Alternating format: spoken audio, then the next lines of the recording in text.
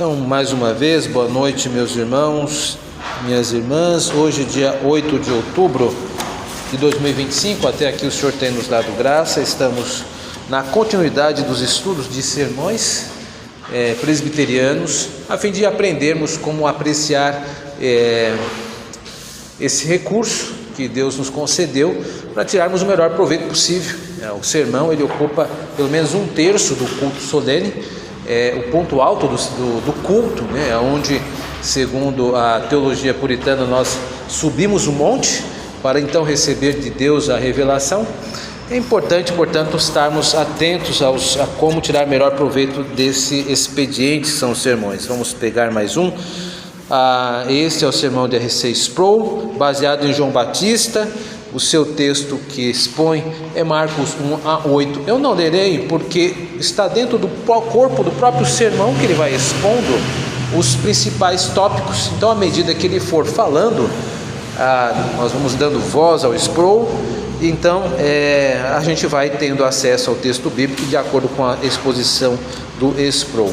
Lembrando que este sermão você pode encontrar facilmente ali na íntegra, ele não tem essa edição. Eu uso um pouco menor, mas se você colocar em qualquer site de busca com título, você sem dificuldade encontrará na íntegra. Ele está adaptado aqui para o nosso estudo. Então, sem mais delongas, nós vamos ver. O título desse sermão é de João Batista. Eu vou ler essa primeira parte aqui, que chamo de introdução. Enquanto a perseguição se alastrava em Roma, Marcos escreveu seu evangelho para lembrar os cristãos sofredores do Messias que veio ao mundo para redimi-los da destruição. Neste sermão, R.C. Sproul começa a sua exposição de Marcos, tratando de Marcos capítulo 1, verso 1-8, ajudando-nos a ver este livro através dos olhos dos seus primeiros leitores. Deixe-me pedir-lhe um momento para usar sua imaginação para voltar no tempo e no espaço para a Roma do primeiro século. Você está reunido no dia do Senhor, não neste belo santuário, mas forçado a se reunir sob a cidade de Roma, ênfase nisso, enquanto as perseguições do imperador Nero se enfurecem acima do solo. Se for descoberto pelas autoridades que você é cristão, você será preso e sujeito à pena de morte. Então, hoje, em vez de se reunir aqui, vocês estão reunidos nas catacumbas, sob a cidade de Roma, cercados por esqueletos e cadáveres, e alguém vem à sua reunião para ler para vocês o primeiro evangelho recentemente publicado, escrito por São Marcos. Então, coloque-se nesse cenário. Bom, meus irmãos, aqui está uma pequena introdução, e eu acredito que este é o grande salto de entendimento do texto. Os textos bíblicos, porque os textos bíblicos, eles precisam ser entendidos como obras escritas num tempo que não é o nosso, para pessoas que não somos nós exatamente seus primeiros leitores. Se nós não conseguirmos projetar isso, nós não vamos conseguir apreciar de fato o texto bíblico na sua profundidade. Então, o que o Sproul está nos desafiando é o princípio básico. Quando nós pegamos um texto bíblico, eu preciso ter clareza de que eu estou diante de uma tradução. Esta tradução é uma das muitas possíveis. Não é o texto na sua enunciação inaugural, não é o momentum. O momentum já passou há mais de 2000 anos atrás. Então, o óbvio é que esse texto chegou a nós por uma tradução, uma outra cultura. Então, há um transporte transatlântico, porque estabelece oceanos de diferença. Transcultural, é uma outra cultura. Eu como arroz e feijão e facilmente vejo galinhas em alguns lugares. Lá é uma outra cultura. O pessoal come bode, tem ovelha, um clima árido. Então isso vai proporcionar elementos que eu não consigo nesse locus de tempo apreciar. Então é uma grande ingenuidade nós entrarmos no texto e acreditar que à medida que eu estou decifrando, eu estou de fato exaurindo todo o texto, meus irmãos. Isto é ingenuidade. Eu tenho que entender que há um abismo, e à medida que eu entender que existe um abismo, eu me chego com humildade ao texto bíblico. Então é uma grande tolice quando alguém simplesmente pega a Bíblia, está escrito aqui, ponto. Mas espera aí, está escrito aqui, ok. Ninguém está duvidando da materialidade do texto. O texto está aqui e não vai sair correndo. O que nós estamos colocando em dúvida é a nossa capacidade enquanto leitores de apreciar o texto no seu efeito comunicativo. Nunca vamos exauri-lo. Nós vamos tentar extrair o máximo dessa leitura, né? Isso é o ponto básico. O grande erro de muitos é essa ingenuidade, porque veja, o texto ele tem um efeito de sentido, ele vai produzir um efeito de sentido. O narrador fará isso, o bom escritor faz isso, o bom orador faz isso. Então esse é o desafio, é tentar olhar por detrás da técnica e ver o que está sendo construído. Então vamos observar aqui, tópico 1, pano de fundo do Evangelho de Marcos. Amado, para entender o significado de qualquer mensagem, o exposto está dizendo, é de importância crítica entender quem dá a mensagem, a quem a mensagem é entregue e quais as circunstâncias ou situações da vida evocaram a mensagem em primeiro lugar. Esse é o ponto básico do básico do básico do básico. Com essas perguntas em mente, antes de mergulharmos no conteúdo do Evangelho de São Marcos, quero dedicar alguns momentos para examinar alguns dos antecedentes, quem, o que, onde e assim por diante deste Evangelho. E ele continua. Agora ele vai nos apresentar um pouco do que é o Evangelho de Marcos. O autor é basicamente inquestionável, embora não seja nomeado no próprio texto. João Marcos, que foi companheiro de Paulo no início com Barnabé em suas viagens missionárias. O apóstolo Paulo demitiu Marcos, está lá em Atos 13, que então continuou com Barnabé, enquanto Paulo foi com Silas. Marcos mais tarde se reconciliou com Paulo e se tornou um camarada valioso nos últimos dias do ministério apostólico de Paulo. Essa redenção está em 2 Timóteo. Redenção de Marcos, tá? O testemunho da história da igreja, agora nós estamos indo para um outro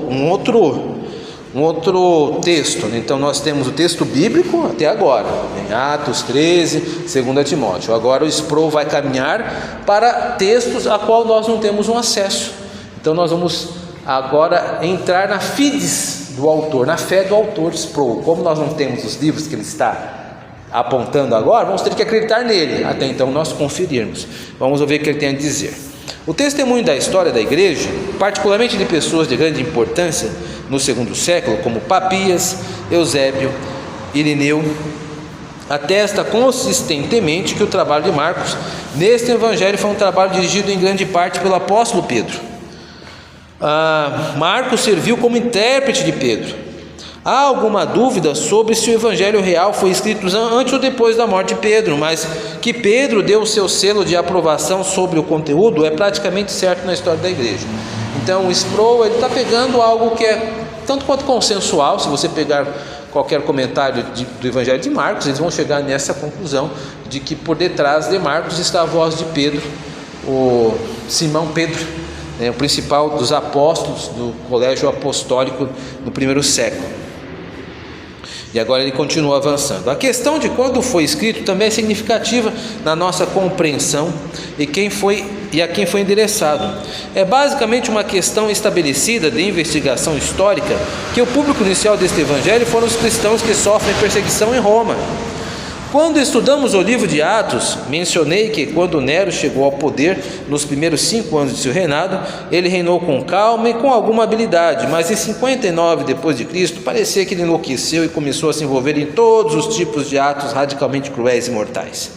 Em 64 depois de Cristo, o grande incêndio de Roma devastou a cidade e muitos atribuíram a culpa ao próprio Nero por incendiar a cidade. Acho que é difícil para nós entender a extensão da destruição da cidade eterna, título da cidade de Roma, como resultado desse incêndio. Quando o incêndio começou, ele se espalhou para 7 bairros diferentes da cidade e durou 7 dias.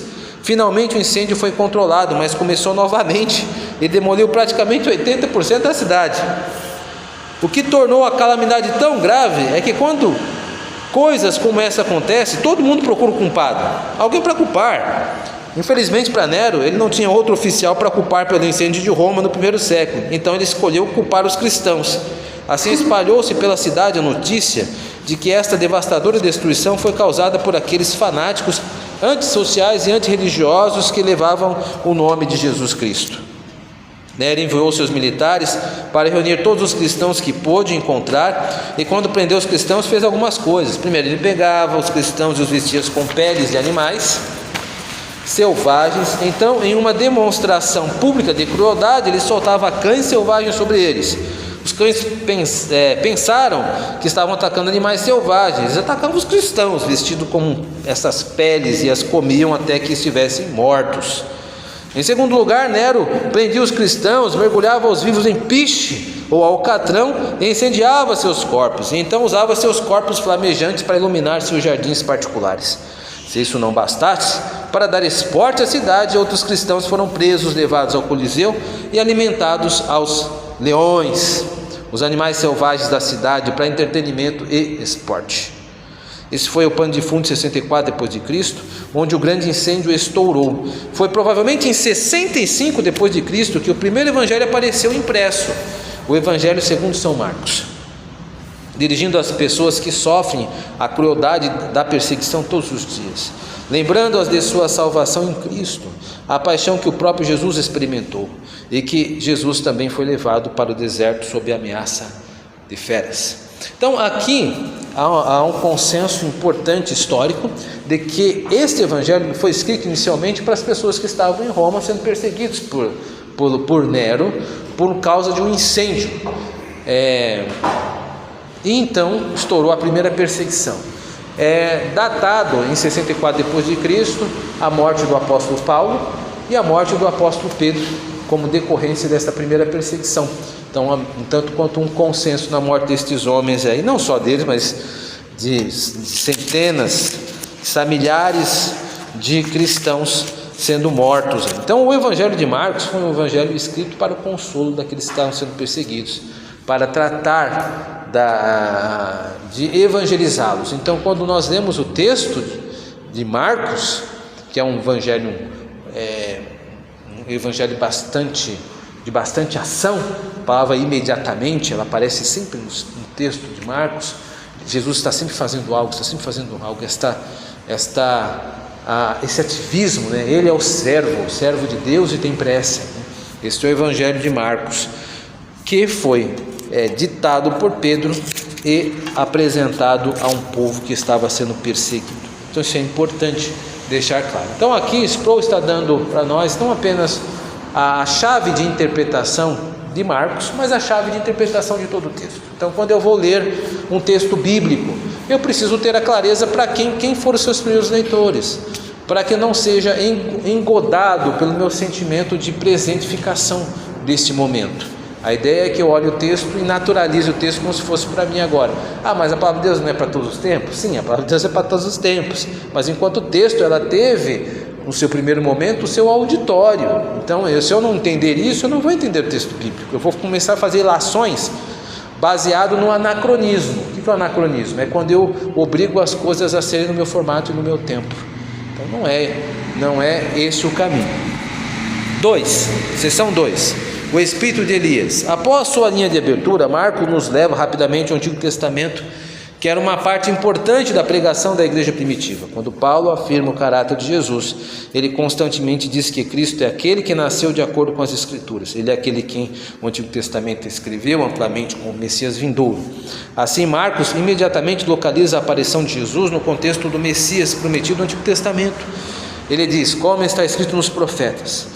Marcos dá um resumo de 3 textos distintos encontrados no Antigo Testamento. Um vem de Êxodo, outro de Malaquias e parte final da citação do profeta Isaías.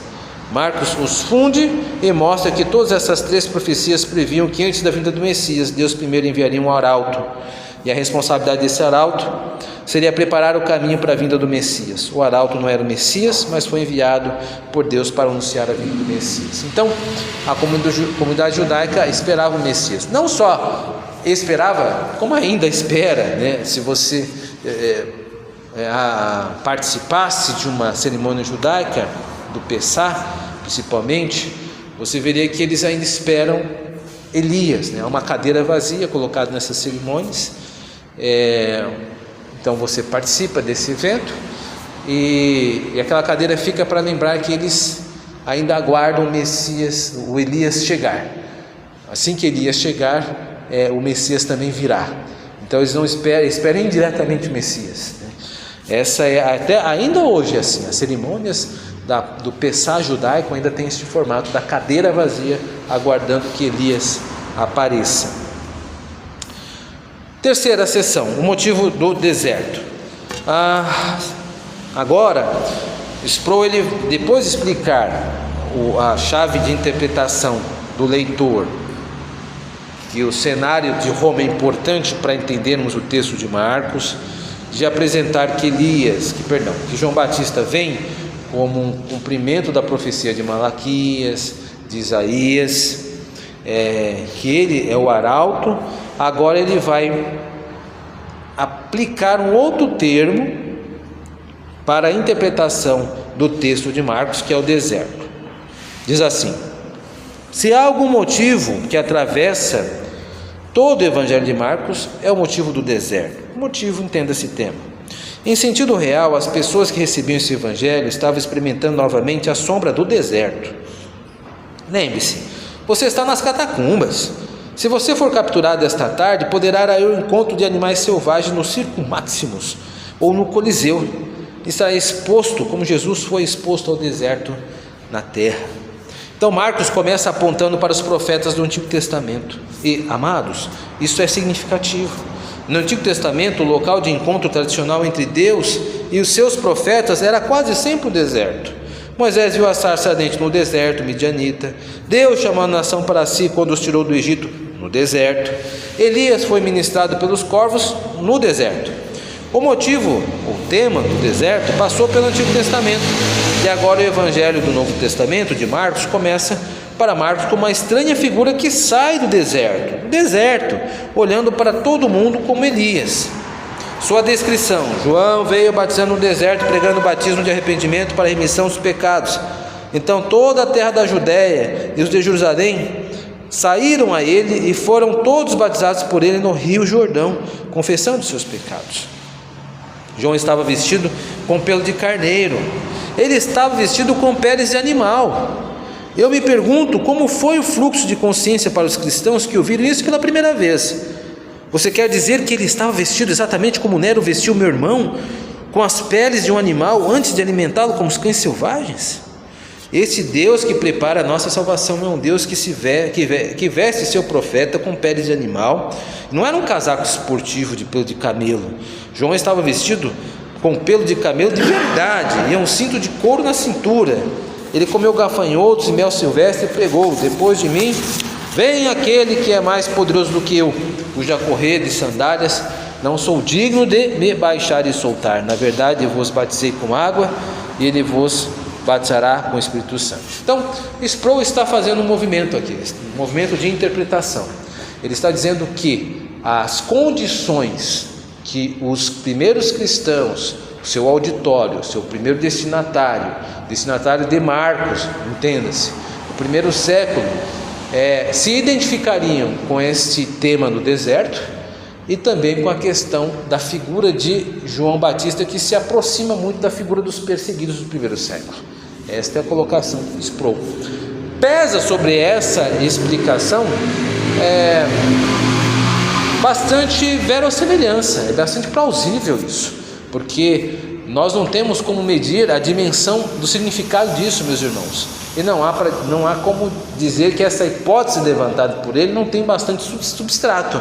Afinal de contas, ele está ministrando, o Evangelho de Marcos está circulando uma cidade que inflamou-se, né? Roma era o centro do mundo. É muito difícil que essas impressões realmente não estivessem presentes na figura, na mente de Marcos ao escrever seu Evangelho. Então isso não pode ser desconsiderado. 4. Vem depois de João. Marcos vai direto ao cerne da questão. Ele liga a promessa do Antigo Testamento, do precursor, que estava vindo para endireitar o caminho para o Messias, e dá uma breve descrição de sua aparência e comportamento. Ele sai do deserto, dirige-se ao povo de Jerusalém, e toda a Judéia se reúne ao seu redor. Ele é uma celebridade instantânea. Enquanto eles empurravam suas câmeras de TV para o rosto desse recluso, João disse: espere um minuto, Vem depois de mim alguém que é mais poderoso do que eu, não sou nem digno de desatar as tiras de suas sandálias, tarefa dada aos escravos. O dono de escravo voltava para casa e seus pés ficavam imundos, suas sandálias seriam presas por uma tira. Estava abaixo da dignidade do aristocrata tirar os próprios sapatos, por mais imundos que fossem. João disse: eu não sou digno nem mesmo de desfazer suas sandálias. Estou muito abaixo no nível daquele que está vindo depois de mim. Não fique animado comigo. Fique animado com aquele que estou apontando para você, aquele que é o Messias, aquele que é o Filho de Deus. Eu batizo sim, estou batizando vocês com água, mas aquele que vem depois de mim, que está diante de mim, os batizará com o Espírito Santo de poder. Seu Messias está chegando. Em outros evangelhos, João diz: sua paz está em sua mão, o machado é colocado à raiz da árvore. Está se referindo ao evangelho de Mateus. Ele não está vindo apenas em algum momento no futuro, mas está ao virar da esquina, está prestes a acontecer.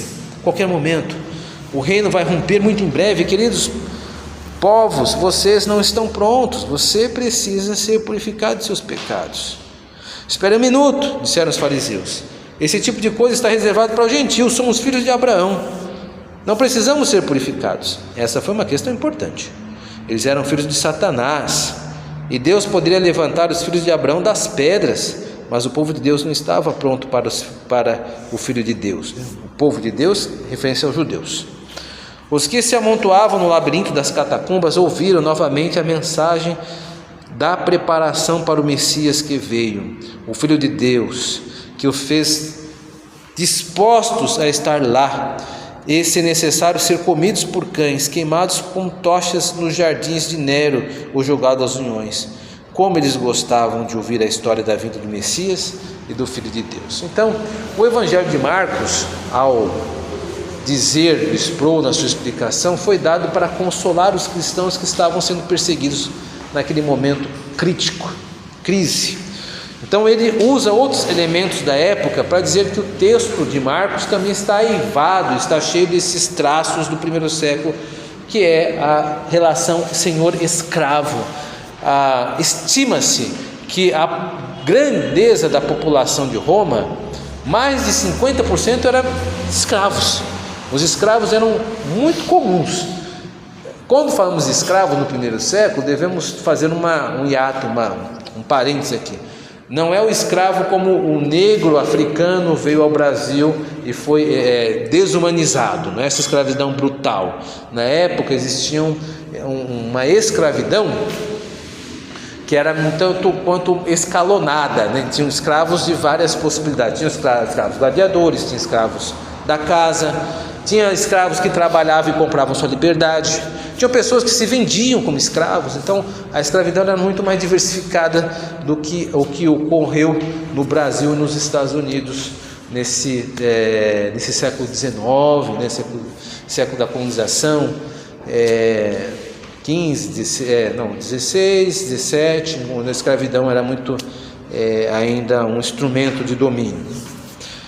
É isso, meus irmãos. Então esse sermão nos mostra que quando nós lermos um texto bíblico, não basta apenas decifrarmos as letras que estão lá. Isto não é ler. A leitura exige para nós a consciência e mentalidade que nós estamos diante de um texto, que é um texto escrito em outro tempo, para outros leitores, e que eu preciso entender o que foi dito para esses primeiros leitores, e aí então transportar para o século XXI, para o Brasil. Se nós conseguirmos lembrar disso, teremos feito um grande trabalho. Que Deus nos ajude. Amém.